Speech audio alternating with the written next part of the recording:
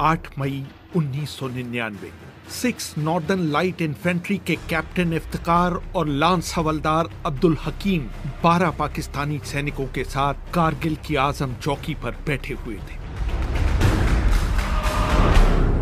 उन्होंने देखा कि कुछ भारतीय चरवाहे अपने मवेशियों को चरा रहे थे। पाकिस्तानी सैनिकों ने आपस में सलाह की कि क्या इन चरवाहों को बंदी बना लिया जाए, लेकिन उन्हें जाने दिया गया। करीब 1.5 घंटे बाद ये चरवाहे भारतीय सेना के 6-7 जवानों के साथ लौटे। उन्होंने अपनी दूरबीनों से इलाके का मुआयना किया और वापस चले गए।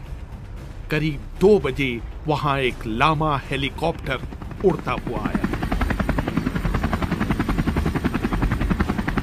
इतना नीचे कि कैप्टन इफ्तिकार को पायलट का बैज तक साफ साफ दिखाई दे रहा था। ये पहला मौका था कि भारतीय सैनिकों को भनक पड़ी कि बहुत सारे पाकिस्तानी सैनिकों ने कारगिल की पहाड़ियों की ऊंचाइयों पर अपनी पकड़ बना ली।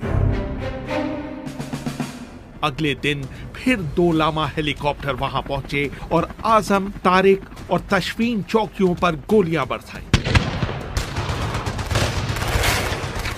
कैप्टन इफ्तिकार ने बटालियन मुख्यालय से भारतीय हेलीकॉप्टरों पर गोली चलाने की अनुमति मांगी, लेकिन उन्हें ये इजाजत नहीं दी गई, इसलिए कि इससे भारतीयों के लिए सरप्राइज एलिमेंट खत्म हो जाएगा।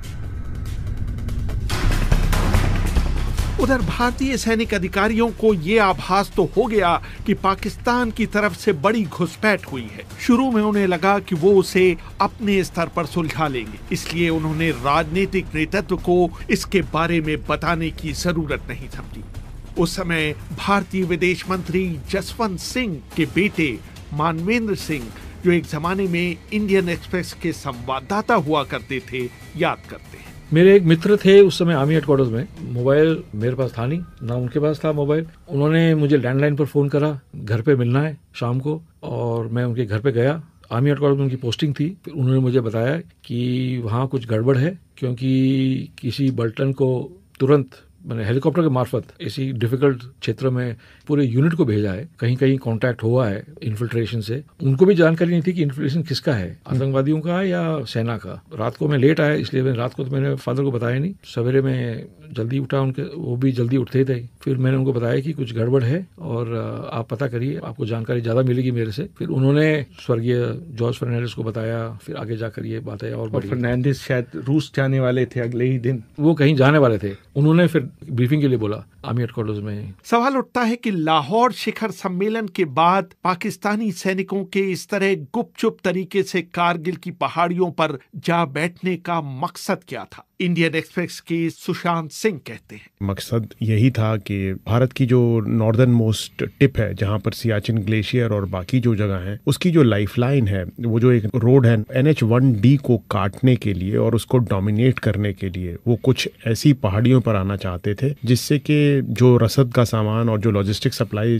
के लिए जो कॉन्वॉयज जाते हैं, वो सियाचिन की तरफ ना जा पाए और इंडिया को शायद सियाचिन छोड़ना पड़ जाए। इस बात का शायद मुशर्रफ को बहुत बुरा लगा था कि भारत ने सियाचिन पे कब्जा किया था 1984 में, और उस वक्त मुशर्रफ जो उनकी पैरा कमांडो फोर्स है SSG के में एक यंग मेजर थे, और उन्होंने कई बार उस जगह को खाली कराने की कोशिश भी की, पर वो सक्सेसफुल नहीं हुए। जब भारतीय नेतृत्व को मामले की गंभीरता का पता चला तो उनके पैरों तले जमीन निकल गई। भारतीय प्रधानमंत्री अटल बिहारी वाजपेयी ने पाकिस्तानी प्रधानमंत्री नवाज शरीफ को फोन मिलाया। पाकिस्तान के पूर्व विदेश मंत्री खुर्शीद महमूद कसूरी अपनी आत्मकथा neither a hawk nor a dove में लिखते हैं, वाजपेयी ने शरीफ से शिकायत की कि आपने मेरे साथ बहुत बुरा सलूक किया है। एक तरफ आप लाहौर में मुझसे गले मिल रहे थे, दूसरी तरफ आपके लोग करगिल की पहाड़ियों पर कब्जा कर रहे थे।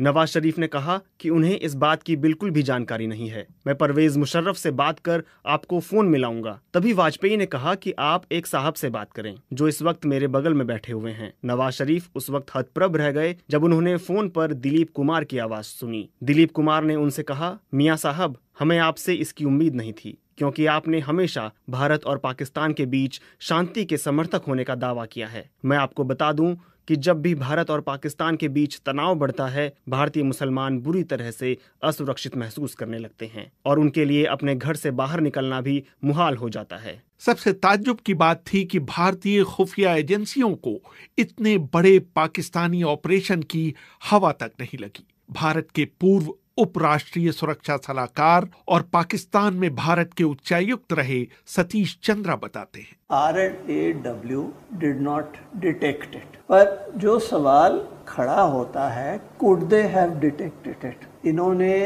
कोई फोर्स एडिशनल नहीं ली वहाँ। रॉ की डिटेक्शन होती है जबकि अगर आप फॉर्मेशंस मूव करोगे, तो उन्होंने तो 1 या 2 मैक्सिमम एडिशनल बटालियन उस एरिया में डाले। हमने बहुतों से इंटरव्यू की, आईबी से भी बात की हमने, तो आईबी ने कहा कि हमने देखिए 52 इनपुट्स या इतने इनपुट्स उनने कोई नंबर दिए, ये दिखाता है कि ये किए। वो कैसी चीज़ें थी कि यहाँ पे ऑर्डिनेंस डंप हो रहा था, यहाँ पे थोड़ी बहुत मूवमेंट थी। हमने कहा कि भाई ये तो हर साल होता, जैसे कई लोकेशन पे हेलीकॉप्टर आए, वो हर साल आ रहे हैं। तो जैसे कहते हैं ना, स्मोकिंग गन एविडेंस कहीं नहीं था। हाँ, अगर फॉरवर्ड पोजीशंस पे फौज होती तो उनको नजर आता और डिटेक्ट होता। जहाँ पे फौजेज आगी थी और एक अफसर ने तो डिसोबे भी कर दिया ऑर्डर्स, उसने विड्रॉ नहीं किया, वहाँ पे कोई इन्फिल्ट्रेशन हुई नहीं।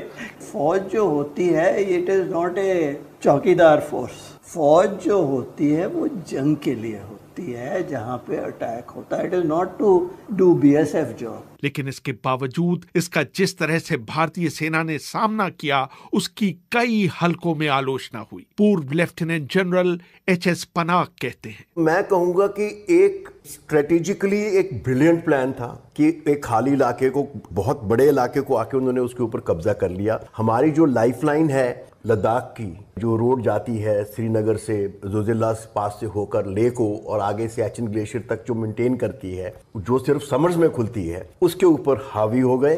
ये एक बहुत बड़ी अचीवमेंट थी उनकी, टैक्टिकली एक बहुत बड़ी सक्सेस थी उनकी, इस लेवल को आके कब्जा कर लिया। लेकिन स्ट्रैटेजिकली क्या कि एंड में क्या होने वाला है, आगे क्या होगा, ये उन्होंने सोचा नहीं था। 3 मई से लेकर जून के पहले हफ्ते तक जो हमारी परफॉर्मेंस थी वो बिल्कुल बिलो पार थी, और मैं कहूंगा कि हमारी परफॉर्मेंस शर्मनाक थी पहले 1 महीने। उसके बाद जब 8 डिवीजन ने चार्ज लिया और फिर हमें थोड़ा सा उस बात का एहसास हो गया कि इस इलाके में कैसे ऑपरेट करना है, डेफिनेटली ये एक बहुत मुश्किल ऑपरेशन था। क्योंकि एक तो पहाड़ियां जो है उनके ऊपर उनका कब्जा, आप नीचे हो वो ऊपर है, ये सबसे मुश्किल ऑपरेशन होता है। जैसे कि आप आदमी सीढ़ियों के ऊपर खड़ा हुआ है, आप नीचे से चढ़ के उसको नीचे उतारने की कोशिश कर रहे हैं। और दूसरा ऑक्सीजन की कमी। तीसरी बड़ी बात ये थी कि कुछ हद तक हमारी ट्रेनिंग भी इस मामले में ऑफेंसिव में कमजोर थी। जनरल परवेज मुशर्रफ ने भी बार बार दोहराया कि उनकी नजर में ये एक बहुत अच्छा प्लान था जिसने भारतीय सेना को खासी मुश्किल में डाल दिया था। मुशर्रफ ने अपनी आत्मकथा in the line of fire में लिखा, भारत ने उन चौकियों पर पूरी ब्रिगेड से हमले किए जहां हमारे सिर्फ 8 या 9 सैनिक तैनात थे। जून के मध्य तक उन्हें कोई खास सफलता नहीं मिली। पहाड़ हमेशा रक्षण की लड़ाई में मदद करते हैं। भारतीयों ने खुद माना कि उनके 600 से अधिक लोग मारे गए और 1500 से अधिक लोग घायल हुए। हमारी सूचना ये है कि वास्तविक संख्या लगभग इसकी दोगुनी थी। भारत में असल में हताहतों की बहुत बड़ी संख्या के कारण ताबूतों की कमी पड़ गई थी और बाद में ताबूतों का एक घोटाला भी सामने आया था। मुशर्रफ के इस वक्तव्य पर सवाल उठाए जा सकते हैं, लेकिन जून का दूसरा हफ्ता आते आते भारतीय सेना के नियंत्रण में चीजें आने लगी थी। मैंने उस समय भारतीय सेना के प्रमुख जनरल वेद प्रकाश मलिक से पूछा कि इस लड़ाई का निर्णायक मोड़ क्या था। तोलोलिंग की लड़ाई एक बहुत महत्वपूर्ण ऑब्जेक्टिव था जो रोड को डोमिनेट कर रहा था, और उसमें 4-5 दिन की लड़ाई चलती रही। और तो और वो इतने नज़दीकी हम लड़ाई लड़के एक दूसरे को, वो लोग गालियां भी दे रहे थे, पत्थर के पीछे छुप के ऐसी बातें हो रही थी। कुछ उनके संगर भी थे, चाहे वो हाइट पर थे, पर हमारे जो जवान और अफसर थे उन्होंने छोड़ा नहीं। उसमें कुछ कैजुअल्टीज हमारी ज़्यादा हुई। 6 दिन तक तो हमको भी थोड़ा सा घबराहट सी थी कि भाई क्या होगा इसका, लेकिन जब वो सक्सीड किया उन्होंने, फिर उसके बाद में मुझे भरोसा हो गया अपनी ट्रुप्स के ऊपर, अपने ऑफिसर्स के ऊपर। और ठीक है, अभी हम इनको काबू में कर लेंगे। ये लड़ाई करीब 100 किलोमीटर के दायरे में लड़ी गई, जहां करीब 1700 पाकिस्तानी सैनिक भारतीय सीमा के करीब 8 या 9 किलोमीटर अंदर घुस आए। इस पूरे ऑपरेशन में भारत के 527 सैनिक मारे गए और 1363 जवान आहत हुए। एक फौज में सेइंग होती है कि माउंटेन्स ईट्स ट्रूप्स। नॉर्मल जगह पर प्लेन्स में अटैकिंग फोर्स में 3 गुना होनी चाहिए जो डिफेंडिंग फोर्स है उससे, पर माउंटेन्स में उसको तकरीबन 9 गुना, और कारगिल जैसे माउंटेन पे तकरीबन 27 गुना। मतलब अगर एक जवान दुश्मन का कहीं बैठा हुआ है तो आपको उसको हटाने के लिए अपने 27 जवान लगाने पड़ेंगे। भारत ने इनिशियली डिविजन्स लगाए, उसके बाद एडिशनल बटालियंस बहुत इंडक्ट की गई और बहुत शॉर्ट नोटिस पे इंडक्ट की गई और बहुत आर्टिलरी रेजिमेंट्स इंडक्ट की गई, और वो तो इंडक्शन बिल्डअप होता रहा तकरीबन जून तक। मुशर्रफ आखिर तक कहते रहे कि अगर राजनीतिक नेतृत्व ने उनका साथ दिया होता तो कहानी कुछ और होती। उन्होंने अपनी आत्मकथा में लिखा, भारत ने अपनी वायुसेना को लड़ाई में शामिल कर एक तरह से ओवर रिएक्ट किया। उनकी कार्रवाई मुजाहिदीनों के ठिकानों तक ही सीमित नहीं रही। उन्होंने सीमा पार कर पाकिस्तानी सेना के ठिकानों पर भी बम गिराने शुरू कर दिए। नतीजा ये हुआ कि हमने पाकिस्तानी क्षेत्र में उनका एक हेलीकॉप्टर और 2 जेट विमान मार गिराए। हमारे सैनिकों और मुजाहिदीनों ने कारगिल लेह पर चलने वाले भारतीय सेना के ट्रकों के काफिलों पर कहर बरपा दिया और उन्हें रात के अंधेरों में ट्रकों की लाइट बुझाकर चलने के लिए मजबूर कर दिया। ये पहला मौका था जब किसी लड़ाई को सीधा टेलीवाइज किया गया। लाइव मीडिया कवरेज ने इस लड़ाई को न सिर्फ भारत के घर घर पहुंचाया, बल्कि बाहरी दुनिया को भी संदेश गया कि पहल पाकिस्तान के सैनिकों ने की थी। What you heard right behind you were the sound of Bofors guns directly targeting the top of Tiger Hills, the prelude to the final assault. Also going on simultaneously are multi-barrel rocket launchers also attacking the same positions on Tiger Hills.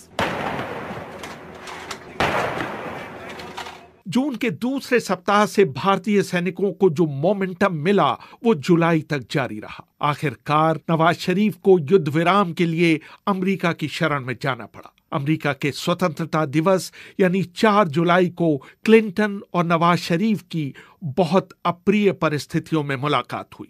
उस मुलाकात में मौजूद Clinton के दक्षिण एशियाई मामलों के सहयोगी ब्रूस राइडल ने अपने एक पेपर अमेरिकाज डिप्लोमेसी इन 1999 कारगिल समिट में लिखा, एक मौका ऐसा आया जब नवाज ने क्लिंटन से कहा कि वो उनसे अकेले में मिलना चाहते हैं। क्लिंटन ने कहा कि ये संभव नहीं है। ब्रूस यहाँ पर नोट्स ले रहे हैं। मैं चाहता हूँ कि इस बैठक में हमारे बीच जो बातचीत हो रही है उसे लिखा जाए। क्लिंटन ने कहा, मैंने आपसे पहले ही कहा था कि अगर आप बिना शर्त अपने सैनिक नहीं हटाना चाहते तो यहाँ ना आए। अगर आप ऐसा नहीं करते तो मेरे पास वक्तव्य का मसौदा तैयार है जिसमें कारगिल संकट के लिए सिर्फ और सिर्फ पाकिस्तान को दोषी ठहराया जाएगा। इसके बाद तो क्लिंटन की नाराजगी बढ़ती गई। उन्होंने कहा, मैंने आपसे कई बार ओसामा बिन लादेन को अफगानिस्तान से पकड़वाने में मदद करने के लिए कहा है, लेकिन आपने अब तक कुछ नहीं किया है, बल्कि आपकी आईएसआई तालिबान और लादेन के साथ मिलकर काम कर रही है। नवाज शरीफ के चेहरे पर हवाइयां उड़ने लगी थी।